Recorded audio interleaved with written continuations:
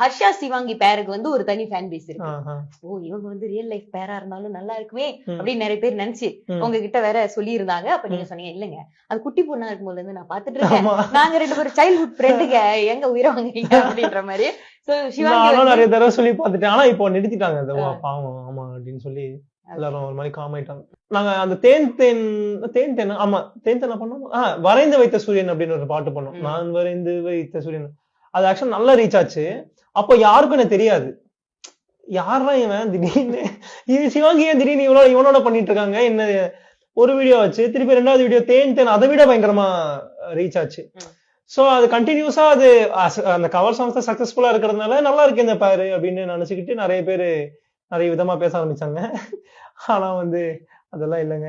அவன் ரொம்ப சின்ன வயசுல இருந்து பாக்குறேன் நானு. ஷீஸ் மை என்னோட டீச்சருடைய பொண்ணு வின்னி கிருஷ்ணகுமார் இருக்காங்க இல்லையா, அவங்க என்னோட கர்நாடிக் டீச்சர். சோ அப்போ அவங்க கிட்ட கத்துக்கும் போது அவங்க கத்துக்க மாட்டாங்க, இங்க ஓடிட்டு இருப்பாங்க. சோ அதுல இருந்து தெரியும். நாங்க அதுக்கப்புறம் பேசுறது எல்லாம் கிடையாது. திருப்பி இந்த கவர் சாங்ஸ் பண்ணிட்டு இருக்கும் போது இப்பிச்சுட்டு நான் அப்ப கூட இன்ஸ்டாகிராம்ல தான் மெசேஜ் பண்ணேன். அவங்க மதிக்கவே இல்லை என்ன. ஏன்னா அப்ப அந்த குக்கு கோமலி பீக்ல இருந்தாங்கல்ல, அவங்க ஃபுல்லா பிஸியா இருந்தாங்க. எனக்கு மெசேஜ் பண்ணதே ஒரு வருஷம் கழிச்சு தான் பண்ணாங்களே. ஆமா அவங்க அவ்வளவு பிஸியா இருந்தாங்க அந்த டைம்ல. இப்பயும் சொல்லுவேன் எவ்வளவு திமிரு காட்டல தெரியுமா நீ கிடையாது.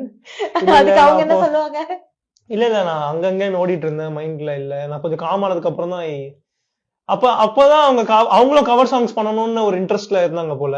அப்ப நானும் சொல்லும்போது அது கரெக்டா அந்த டைம்ல இட் ஹேப்பன். நீங்க வந்து பயங்கரமான தளபதி.